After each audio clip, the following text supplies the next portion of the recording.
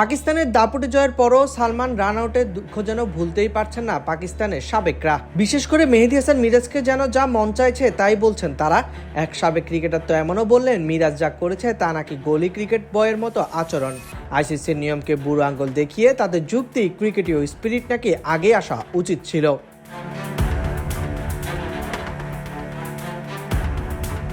মিরাজকে গলি ক্রিকেট বয়ের আখ্যা দিয়েছেন সাবেক উইকেটরক্ষক ব্যাটার কামরান আকমল। তিনি লিখেছেন, মেহেদী হাসান, আপনি জাতীয় দলের অধিনায়ক, কিন্তু আপনার আচরণটা ছিল ঠিক একটা গলি ক্রিকেটের বয়ের মতো।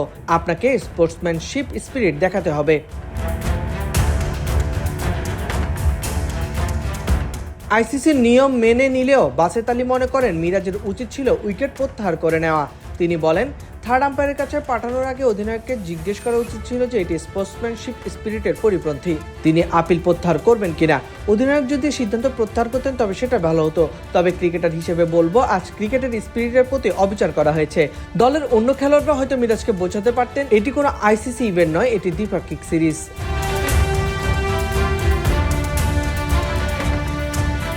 এই ঘটনা ঘটার সময় ধারাভাষ্য দিচ্ছিলেন রমিজ রাজা। তখনই করেছিলেন সমালোচনা। ম্যাচ শেষে নিজের ইউটিউব চ্যানেল থেকে হাজির হন আরও কঠোর সমালোচক হয়ে।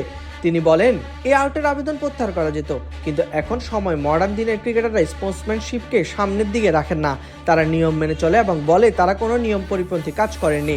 কিন্তু তারা এমন কিছু করেছে যেটার কারণে ক্রিকেট খেলার সাথে যে জেন্টলম্যান গেম বলা হয় সেখানে দাগ লেগে যায়। আপনার মনে থাকবে, অ্যাঞ্জেলো ম্যাথিউসকে বাংলাদেশ টাইম আউট করেছিল।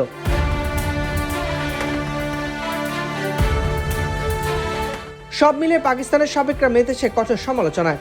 যদিও আইসিসির নিয়ম মেনে দেওয়া আউটের সিদ্ধান্ত মেনে নিতে না পারায় সালমান উল্টো শাস্তি পেয়েছেন।